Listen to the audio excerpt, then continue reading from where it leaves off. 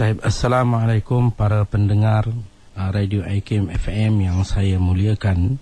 Alhamdulillah, alhamdulillah.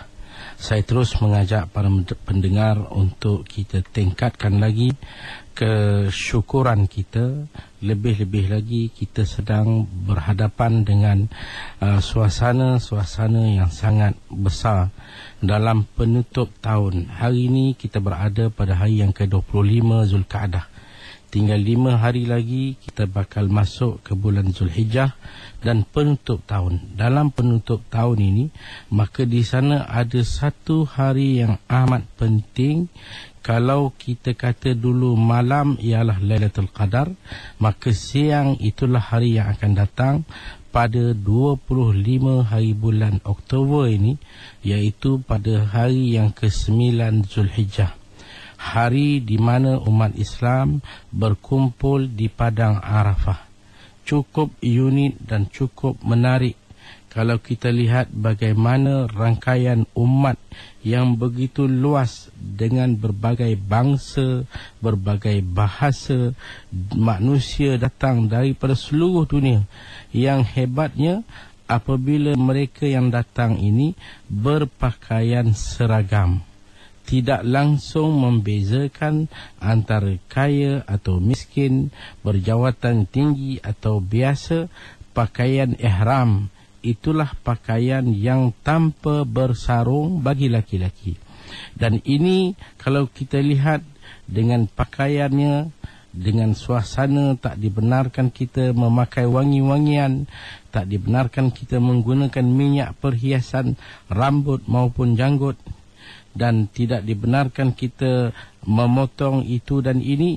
Adalah segala-gala menuntut supaya yang datang berhimpun ke Arafah ini datang dengan penuh kerendahan diri, dengan penuh tawaduk dan meletakkan segala-galanya kepada Allah Subhanahu Wa Taala. Hari yang sangat makbul bagi kita di Malaysia. Cuma saya suka ingatkan, kadang-kadang menimbul satu kekeliruan yang timbul. Kita nak ikut Saudi ataupun nak ikut Malaysia. Kerana Saudi dengan Malaysia ni walaupun jaraknya 5 jam, tetapi kadang-kadang Saudi lebih awal 1 hari. Kalau 9 Saudi, kita belum lagi, kita 8. Jadi keliru pada setengah orang. Macam mana nak buat? Sebenarnya kita tak ada apa yang nak mengelirukan. Kalau kita ikut panduan yang betul, kita duduk di Malaysia, matahari terbit, matahari terbenam. Kalau kita ada Zuhur waktu kita, Asar waktu kita, Maghrib waktu kita, Jumaat hari kita, Sabtu hari kita, maka kita ikut Malaysia. Malaysia berpandu kepada cara yang betul. Penetapan satu-satu bulan berlandaskan kepada anak bulan. Bila ditetapkan oleh Majlis Raja-Raja bahawa besok 1 hari bulan, maka walaupun Saudi dah 2, tak ada masalah, kita 1. Jadi saya nampak pada tahun ini berkemungkinan 9 akan berlaku pada hari Khamis. Kalaupun hari itu Jumaat, hari itu 9, Saudi sudah pun 10, katakanlah, maka tidak menjadi masalah. Kita di Malaysia 9. Apakah kita punya sambutan kita ataupun hubungan kita dengan mereka yang sedang wukuf? Walaupun wukuf mereka di sana katakanlah pada hari Rabu, sebab 9 Rabu. Di Malaysia 9 Khamis. Maka kita di Malaysia ni yang ada ialah 9.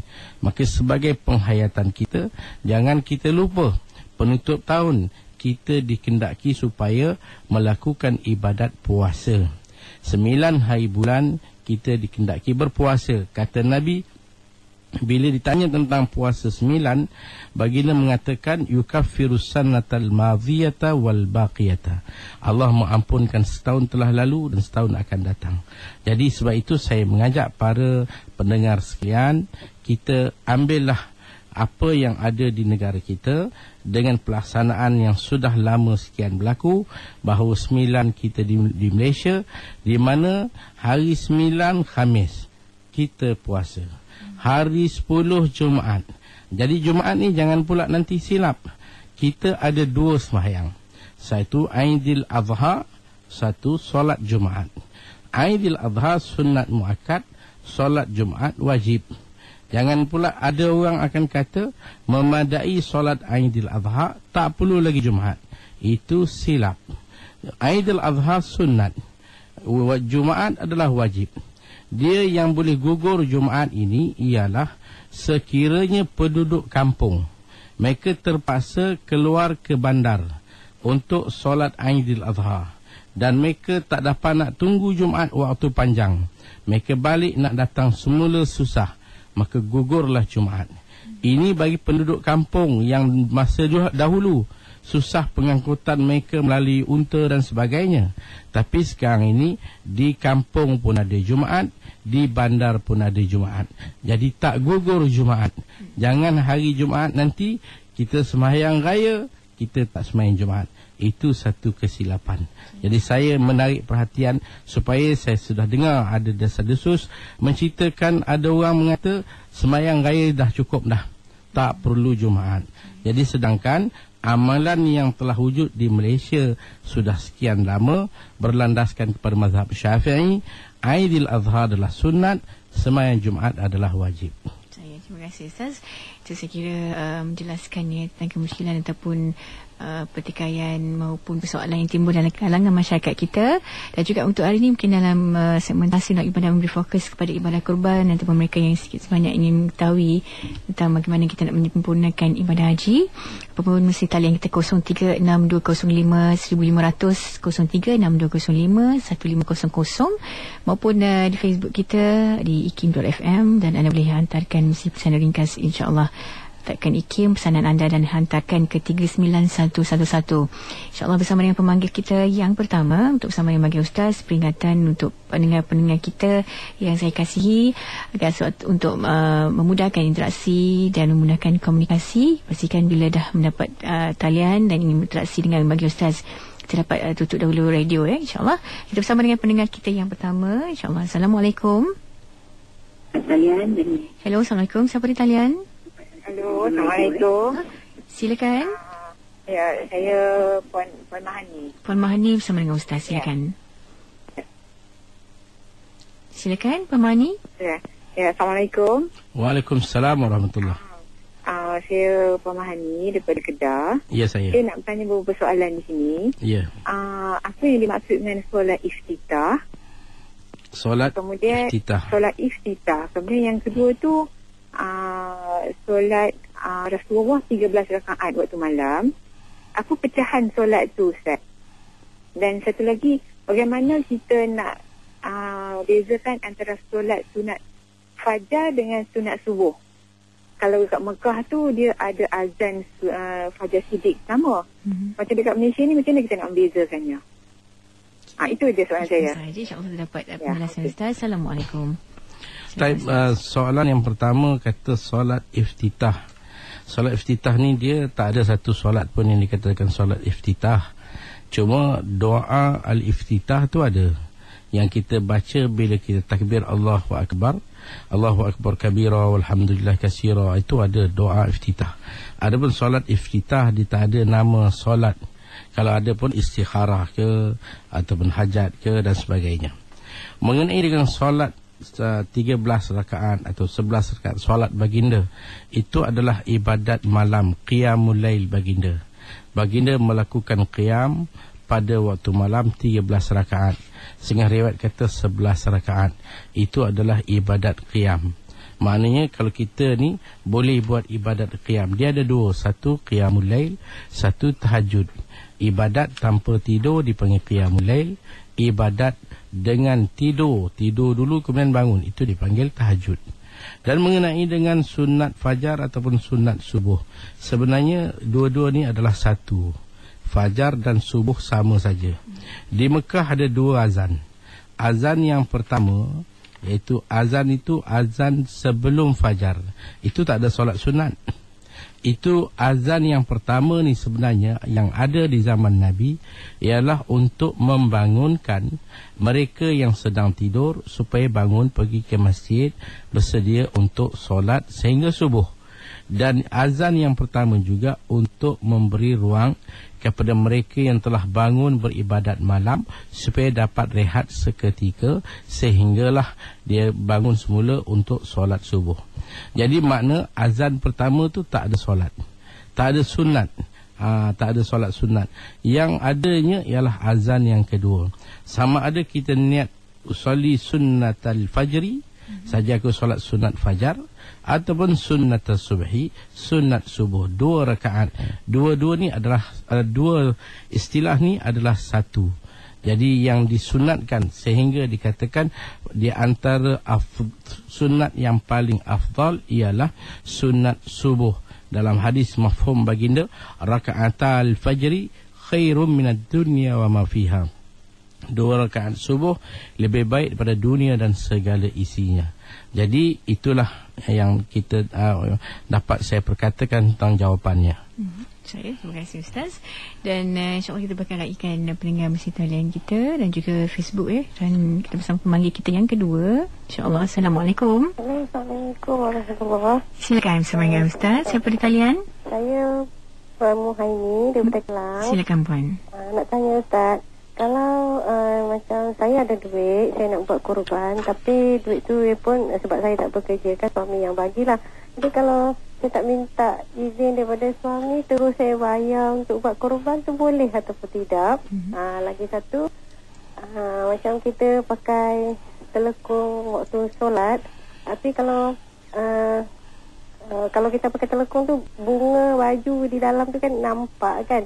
Jadi kalau baju di dalam kita pakai tu, lengan dia pendek, masih nampak macam bayang-bayang lengan. Adakah itu dikarenakan terbuka auratnya?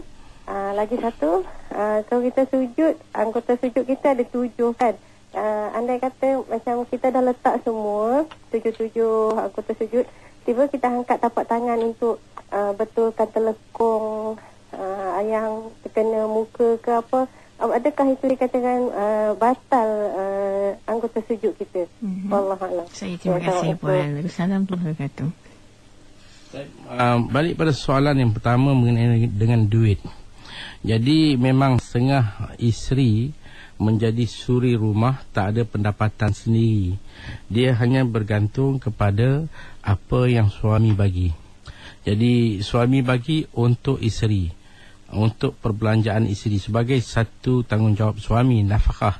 Maka isteri layak mendapat segala keperluan harian.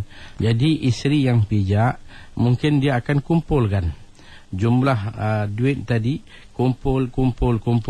Contohnya hari ni kalau kita tengok satu bahagian binatang korban, kalau kita ambil satu bahagian, dia hanya 400. Katakanlah 400 ini kalau kita kira dalam setahun 360 hari, maka hanya RM1.10. Jadi kalau isteri ni kumpul RM2 satu hari pun dah lebih, RM1.50 pun dah lebih. Jadi kumpul-kumpulnya duit yang telah diberi hak milik oleh suami kepada isteri, maka tidak menjadi masalah untuk isteri menggunakan duit itu walaupun tanpa izin suami untuk membuat ibadat korban. Kerana ibadat korban dia tidaklah suatu ibadat yang kita kata isteri tak perlu buat, dia hanya bergantung kepada suami. Tidak, suami buat, isteri buat. Kerana ini ibadat sunat yang dituntut ke atas setiap yang mukallaf, laki-laki dan perempuan. Jadi isteri yang ada kesempatan, maka dia buat. Dia ada ibadat yang kita kena minta izin, ada yang kita tak kena minta izin, kerana dia bergantung kepada layanan kita. Sebab itu kalau kita tengok ibadat puasa, kita kena minta izin. Ibadat solat, kita kena minta izin. Yang mana solat-solat sunat, kerana takut mengganggu suami. Kadang-kala keperluan dan hajat suami, kita pula pergi nak solat sunat, maka masalah layanan suami itu lebih besar. Tapi ada masa yang kita boleh buat sendiri. Maka di sini macam ibadat korban, kita hubung dengan pihak tertentu, kita hantar duit pada dia, maka dia lakukan bagi pihak kita, maka itu boleh, tidak ada masalah. Yang kedua mengenai dengan baju yang jarang ataupun sesuatu yang menampakkan bentuk dalaman, menampak lengan dan sebagainya. Kita kata selagi tak menampakkan warna kulit, selama itu masih sah. Mana walaupun satu orang perempuan pakaian dia agak jarang, dia pakai kain telekung dan nampak lengan bahagian dalam, maka tak nampak pun kulit, hanya bentuk nampak, maka itu tidak menjadi masalah. Solat dia sah. Jadi kalau boleh kita elakkanlah. Tapi kalaulah itu berlaku dengan keadaan tidak ada fitnah, kita di rumah dalam keadaan agak jarang dan nipis, maka segi hukum solat sah.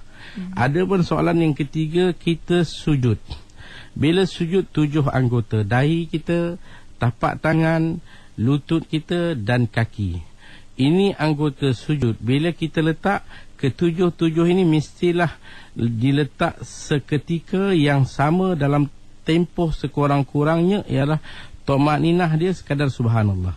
Jadi kalau kita letak, mungkin tangan kita boleh angkat, boleh. Tangan boleh angkat, kaki boleh angkat. Cuma jangan diangkatkan dahi dengan sengaja. Kalau angkat tak sengaja, terangkat, terkejut, bunyi apa kucing apa, kita terangkat kepala, letak balik, tak ada masalah. Cuma jangan disengajakan. Adapun tangan boleh kita angkat untuk perbetulkan peletakan tangan kita, itu tidak menjejaskan solat.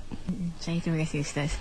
Dan mungkin untuk persoalan berikutnya berkenaan dengan Haji Akbar Ustaz daripada Aisyah Zakaria. Pertanyaannya, adakah haji tahun ini 1433 Hijrah merupakan Haji Akbar? Mungkin Ustaz boleh terangkan sikit sebanyak tentang Haji Akbar. Silakan. Nampaknya tahun ini sekali lagi kita tak juga dapat Haji Akbar. Kerana kalau kita di Malaysia pun 9 dia Haji Akbar ni ialah bila 9 hari Jumaat. Jadi pada tahun ini kalau kita tengok di Malaysia 9 hari Khamis. Tentulah di Saudi 9 hari Rabu. Ini kebiasaan dan saya pun belum dengar, dan kita boleh mendengar maklumat daripada liputan tiap-tiap hari nak tahu apakah tarikh sebenarnya di Saudi. Berkemungkinan boleh berlaku kalau kerajaan Saudi nak buatkan 9 pada hari Jumaat. Bila dilewatkan tarikh, maka 9 hari Jumaat jadilah hari Haji Akbar.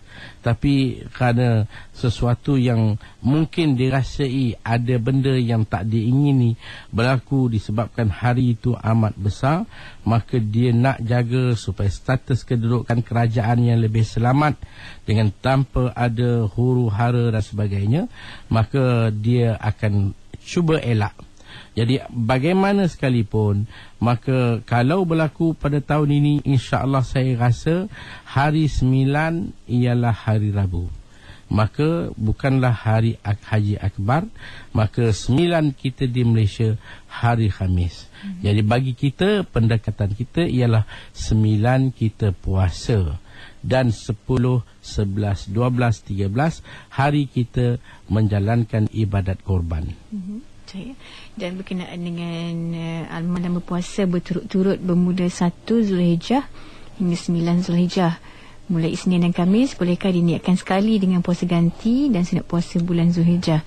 Ulasan diminta oleh Emma Bella dalam Facebook kita. Silakan Ustaz. Puasa 1 sampai 9 yang dituntut 1 sampai 9 atau 10 atau 11 ini pada bulan Muharram. Bulan Zulhijjah ini dia dituntut pada 9 saja, dan juga boleh kita buat 8 dan 9 boleh kita puasa. Ini bagi orang yang tak pergi haji. Orang yang pergi haji dia jangan puasa. Nak puasa 3 hari sebelum 8, iaitu daripada 5, 6, 7, supaya kalau apa-apa puasa dam yang dia kena, dia buat sebelum 8. Bagi kita yang tak pergi haji, maka kita boleh puasa 8 dan 9. Yang pentingnya 9. Dan kebetulan tahun ini 9 jatuh pada hari Khamis. Kalau kita menjadi amalan kita setiap Khamis puasa dan campur sekali ini dengan 9 Zulhijjah, maka kita boleh niat 2 kan sekali. Kalau perempuan pula dia ada qadha, dia ambil kesempatan untuk niat qadha sekali pun boleh. Cuma niat qadha ni kena niat malam. Jadi kalau dia niat dapat 3 sekali. Qadha dapat, Khamis dapat, 9 Zulhijjah dapat. Ini suatu yang tak boleh dapat di musim lain. Ini waktu dah orang kata di ujung-ujung tahun. Maka kalau dapat ibadat seperti ini, suatu yang amat besar maknanya. pun kita akan bersama dengan pemanggil kita yang seterusnya untuk hari ini. Assalamualaikum. Waalaikumsalam warahmatullahi. Ya, siapa di talian? Saya Siti Zaliha dari Singapura. Positif, sama dengan Ustaz, silakan. Ya, terima kasih. Assalamualaikum Ustaz. Waalaikumsalam warahmatullahi.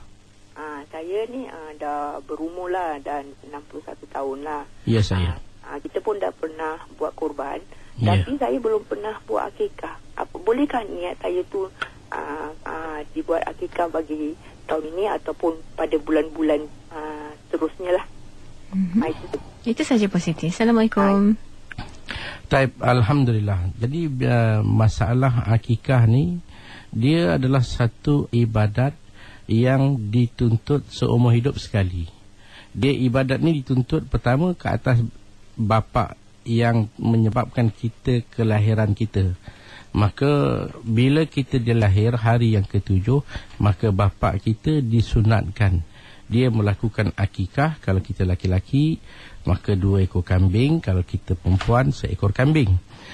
Dan boleh ditangguhkan pada 7 hari kemudian atas kemampuan.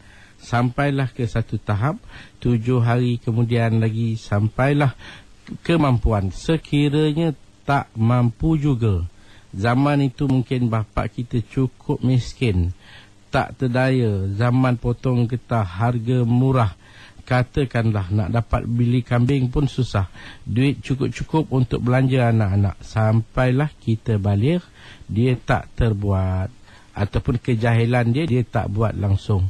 Bila kita dah balik, kita dah besar, kita tahu bapa kita tak buat, maka bagaimana? Maka jawapannya, tuntutan ini berpaling daripada bapa berpindah kepada kita anak tadi. Maka kita kena buat untuk diri kita sendiri. Jadi bila masa sepanjang tahun ni, bila-bila masa saja boleh. Cuma masalah dia, bila kita masuk musim korban, maka kita kena lihat apakah keutamaan dia. Keutamaan di sini ialah korban. Nombor 2, musim ini musim korban. Jadi akikah tak ada musim, bila-bila pun boleh. Jadi buatkanlah korban dahulu. Nanti bila dah habis, bolehlah kita buat akikah. Akikah tak ada masalah, bila-bila saja kita boleh buat. Tapi korban dia hanya dalam 4 hari saja. Dalam setahun 4 hari saja. Hari lain kalau kita buat, dia tidak dinamakan korban, dan dia sebagai satu penyembelihan biasa. Terima kasih Ustaz, semoga menjelaskan soalan oleh Puan Siti dan juga meraihkan kemusykilan oleh pendengar kita berkaitan dengan ibadah ya. Kiranya mereka yang berada dalam keadaan haid pada 9 Zulhijjah untuk wanita, apakah amalan-amalan yang sesuai dilakukan. Selain itu persoalannya, bagaimana kalau kita sedang menonton rancangan agama di TV atau program di radio, ada doa-doa yang dibacakan, jadi perlukah kita mengangkat tangan ketika doa dibacakan itu? Silakan Ustaz. 9 hari bulan kita kata memang hari besar. Tetapi kalau hari itu seorang perempuan dalam uzur, maka macam mana kita kata dia hanya orang perempuan yang dalam uzur, ada dalam 10 lebih kurang pantang larang yang dia tak boleh buat. Contohnya, dia tak boleh solat, kemudian dia tak boleh tawaf, dia tak boleh menyentuh Al-Quran, dia tak boleh angkat Al-Quran, dia tak boleh baca Al-Quran, dia tak boleh duduk dalam masjid, dia tak boleh puasa, dan dia tak boleh dijatuhkan talak kepada dia, tidak boleh melakukan perhubungan jenis. Jadi ini saja yang dilarang. Yang lain banyak lagi amalan yang boleh.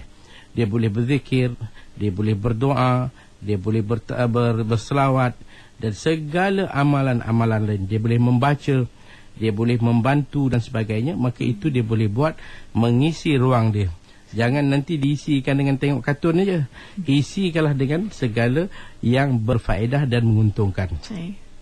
Kemudian bila kita menonton, kadang-kadang kita dapati ada doa, ada salam, ada azan. Jadi buka TV, dia bagi salam kat kita. Wajibkah kita jawab? Jawapannya tidak. Ataupun buka TV, dia dengar di sana ada azan, wajib jawab? Jawapannya tidak. Tuntutan wajib tu tidak. Sedangkan kalau di luar datang satu orang, tidak ada suasana fitnah, katakan seorang bagi salam pada kita, maka beri itu sunat, menjawab tu wajib. Jadi begitulah apa pun. Ada pun doa, bagaimana kita tak diwajibkan. Kalau kita nak angkat tangan seorang yang sedang berdoa dalam TV atau radio, kita angkat tangan, itu sunat, tak ada masalah. Kerana kadang-kadang orang yang berdoa ni, dia tak doa untuk dia saja, dia doakan untuk semua. Jadi meliputi orang yang dalam suasana studio yang ada dan satu Malaysia ni.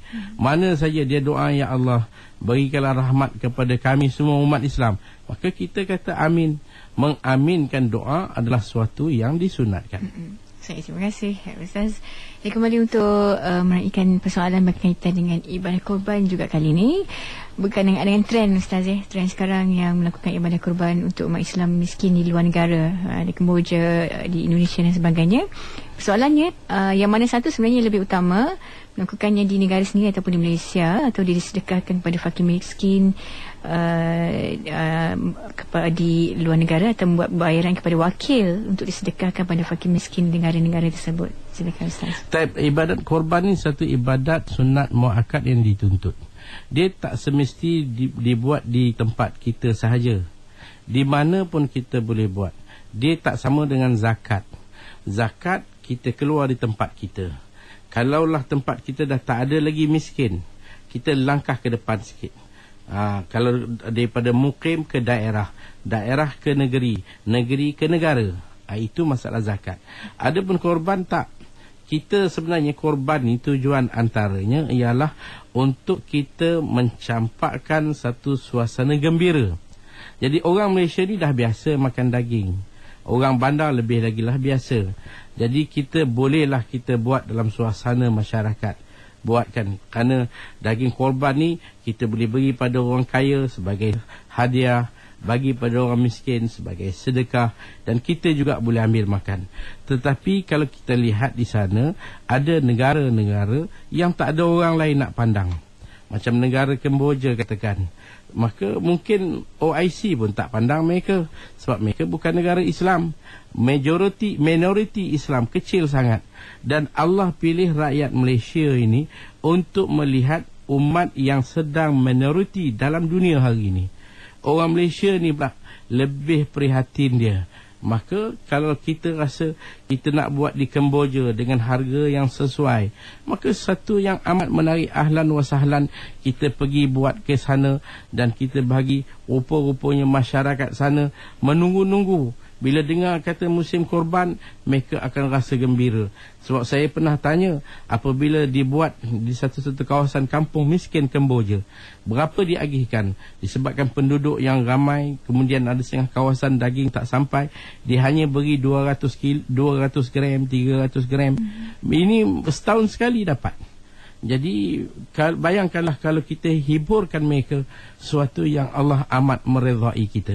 Jadi buatlah di mana pun, insya-Allah. Ya, saya terima kasih atas soalan Ustaz. Terima kasih juga yang bertanya, iaitu Fatimah Muhammad Yusof. Kembali untuk bersama dengan pendengar kita Musi Talian untuk waktu ini. Assalamualaikum. Silakan, siapa di talian? Assalamualaikum, siapa di talian? Assalamualaikum. Ya, waalaikumsalam. Kita bersama dengan siapa? Daripada Rawan. Siapa? Ina daripada Rawan. Ina bersama dengan Ustaz, silakan. Assalamualaikum Ustaz. Waalaikumsalam warahmatullahi. Ustaz, saya nak tanya satu soalan pasal sembahyang. Ya, saya. Ustaz, saya lepas solat Isyak. So, misalnya kata saya sembahyang dalam pukul 11.30, dalam 12 lah. Saya solat Isyak. Lepas tu saya nak sambung solat tahajud sekali lah. Lepas solat Isyak saya buat solat sunat 2. Lepas tu nak buat solat tahajud. Adakah saya kena buat witir bila masa tu? Adakah sebelum Isyak ataupun saya boleh terus tahajud? Itu soalannya saya. Terima kasih Ustaz. Assalamualaikum. Waalaikumsalam. Jadi kalau satu orang buat solat Isyak di lewat malam, pukul 11, pukul 12, kemudian dia nak sambung dengan tahajud, kita perlu faham, tahajud ni ibadat yang kita buat setelah tidur. Lepas Isyak kita tidur. Jadi kalau Isyak sambung, dia tak panggil tahajud, dia panggil qiyamul lail. Ibadat qiyamul lail. Jadi kalau lepas Isyak kita nak buat qiyamul lail, nak sembahyang lagi lah, waktu tu dah tak ngantuk, badan segar, boleh semayang, tak ganggu program, tak ganggu khidmat kita dengan anak, dengan suami dan sebagainya. Kita buatlah apa solat sunat nak buat, sama ada solat hajat, solat taubat, solat sunat mutlak, apa saja. Dan last sekali penutupnya kita tutup dengan witir. Buat 2 rakaat muqaddimah witir, kemudian 1 rakaat witir sebagai penutup. Kalau kita dah itu sebagai ibadat akhir pada malam itu, maka witir yang paling akhir. Jangan kita buat lepas isyak witir. Witir ni buat last. Kalau kita dah nak buat sepanjang malam tu, last sekali witir. Kemudian rehatlah kita. Itu ibadat kita sebenarnya. Ya, saya. Terima kasih Ustaz. Sebab kita akan beristirahat seketika kembali untuk meraihkan kemusykilan anda berkaitan dengan puasa nazar dan sebagainya. Jangan ke mana-mana, terus setia bersama di IKIM FM, pilihan utama anda. Perpustakaan Institut Kefahaman Islam Malaysia ialah perpustakaan khusus yang memberi perkhidmatan kepada bukan sahaja penyelidik IKIM, tetapi juga kepada pengguna luar yang menjadi ahli perpustakaan. Perpustakaan IKIM mempunyai pelbagai koleksi ilmiah mengenai Islam, syariah, nilai dan etika merentas disiplin, pengurusan, ekonomi, sains dan alam sekitar yang menyokong penyelidikan di dalam pelbagai bidang berkaitan Islam. Perpustakaan IKIM turut mempunyai koleksi rujukan yang komprehensif seperti ensiklopedia, bibliografi, glosari dan sebagainya. Koleksi perpustakaan IKIM menerima permintaan oleh pengguna bukan sahaja dari dalam malah dari luar negara. Keahlian perpustakaan kini dibuka kepada kategori pengguna iaitu ahli korporat atau institusi, kaki tangan kerajaan, individu atau perseorangan dan ahli harian. Untuk keterangan lanjut, layari library.ikim.gov.my atau hubungi perpustakaan IKIM di talian 03 6204 6335 atau 336 atau 337 atau email perpustakaan@ikim.gov.my. Perpustakaan IKIM, khazanah ilmu membina tamadun. Institut Kefahaman Islam Malaysia, IKIM, akan menganjurkan seminar pembangunan sosioekonomi ke arah kebahagiaan dan kesihatan mental pada 16 hingga 17 Oktober 2012 di Dewan Besar IKIM. Seminar ini bertujuan memahami konsep pembangunan dan kesannya kepada kebahagiaan dan kesihatan mental, mengenal pasti beberapa petunjuk atau indikator pembangunan yang menyumbang kepada kebahagiaan dan kesihatan mental, dan merumuskan indeks kebahagiaan dan kesihatan mental sebagai indikator pembangunan. Untuk menyertai seminar pembangunan sosioekonomi ke arah kebahagiaan dan kesihatan mental pada 16 hingga 17 Oktober 2012, sila hubungi unit program di talian 03 6204 6320 atau 321 atau 322 atau program@ikim.gov.my atau layari laman web www.ikim.gov.my. Bersama kami kembali di Radio Institut Kefahaman Islam Malaysia. Salam untuk mereka yang baru saja menemani kita ke udara waktu ini bersama yang bagi Ustaz Fadli Ayamani. Pertemuan kita dalam Tahsinul Ibadah masih diteruskan. Kesempatan untuk anda mengirimkan kemusykilan ataupun dial 036205 dialog-alugkan apapun mungkin meraihkan satu daripada persoalan oleh Marsha Lydia berkenaan dengan izin suami Ustaz kalau ingin melakukan puasa nazar, perlukah kita meminta izin suami? Silakan Ustaz. Apa yang kita perlu faham, kalau kita melakukan ibadat puasa, maka ibadat puasa ni ada puasa wajib, ada puasa sunat. Jadi puasa yang kita kena minta izin ialah puasa sunat. Puasa nazar ni wajib, maka kita tak perlu minta izin. Cuma ketaatan suami itu adalah lebih penting. Walaupun kita dah niat puasa nazar hari ini, tetapi suami ada hal-hal yang menuntut kita supaya kita batalkan, maka kita taat dia dan batalkan puasa. Tetapi apakah perlu minta izin? Tak perlu. Yang wajib kita minta izin ialah dalam puasa sunat, maka itu kena minta izin. Kalau kita tak minta izin, puasa sunat kita jadi haram, sah tapi berdosa.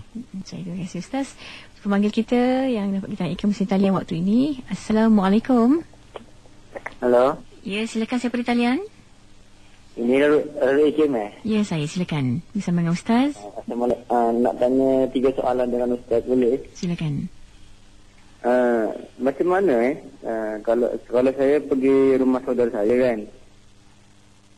Halo, silakan. Silakan. Lepas tu tak tahu kiblatnya kat mana. Nak tanya kalau ada saja, dia tak ada, dia tengah mandi. Lepas tu saya dah sembahyang Zuhur, dah ketutupan masa Zuhur dah habis. Tu saya sembahyang lah. Lepas tu lepas saya sembahyang, saudara saya tu datang. Lepas tu dia kata kiblatnya salah. Adakah saya perlu mengulangi balik solat saya? Yang kedua sujud selepas salam solat hajat wajib ke sunat? Itu je. Okey, terima kasih. Assalamualaikum. Assalamualaikum. Baik, mengenai dengan kiblat, mengetahui arah kiblat adalah suatu menjadi syarat sah solat kita.